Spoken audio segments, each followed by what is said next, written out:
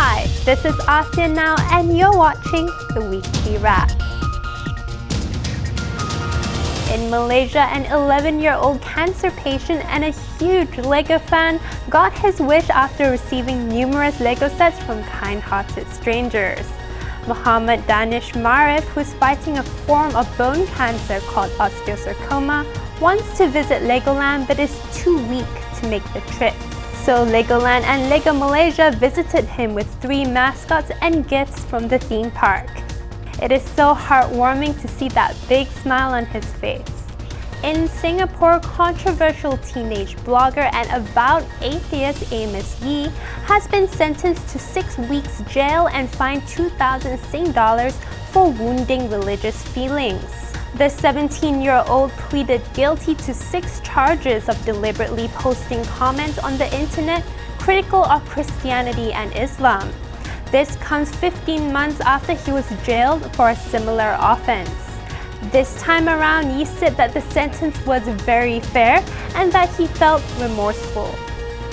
In the Philippines, boxing icon and Senator Manny Pacquiao spoke about his drug use in the past, despite his friendship with President Rodrigo Duterte, whose fierce war on drugs has racked up a body count of around 3,000. Pacquiao admitted that Duterte was unaware that he had used illegal drugs. He said that he used methamphetamine, marijuana, and cocaine for years when he was a teenager, before he became a boxing champion. But now Pacquiao said that he strongly supports Duterte's anti-drugs campaign as he realized that drugs are harmful to the body. Moving on to Indonesia, hundreds of tourists had to be evacuated after a volcano began erupting at a popular hiking spot in Lombok. Mount Barujari, a smaller volcano within Mount Rinjani National Park, sent columns of ash and smoke shooting up 2 kilometers into the sky when it began erupting on Tuesday.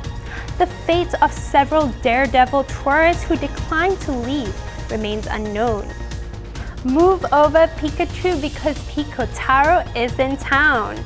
Japanese comedian DJ Kosaka Daimao sings PPAP, a nonsensical song about a pen, an apple, and a pineapple. The catchy song has taken the ASEAN region by storm, with several amusing parodies surfacing on the internet.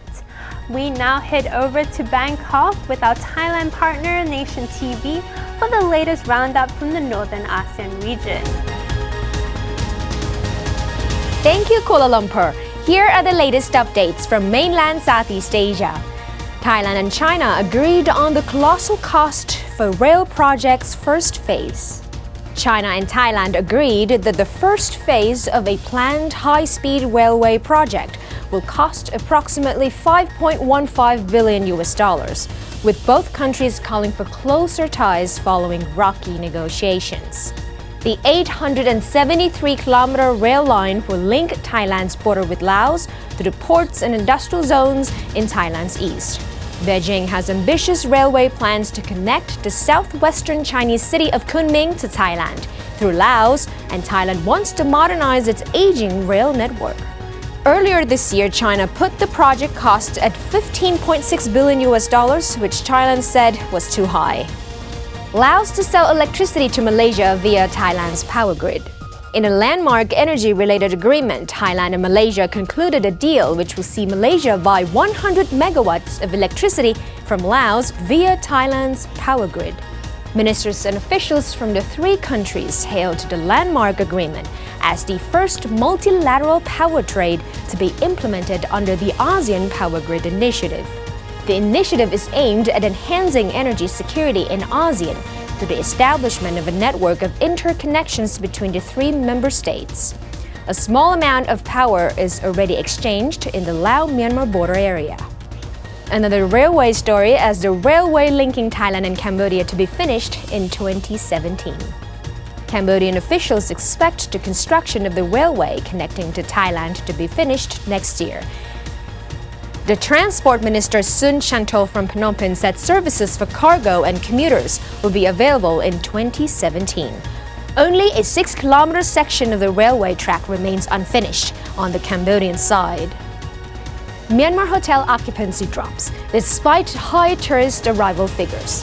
Contrary to media reports that say Myanmar is enjoying millions of tourists each year, recent figures of hotel occupancy is rather quite a shock.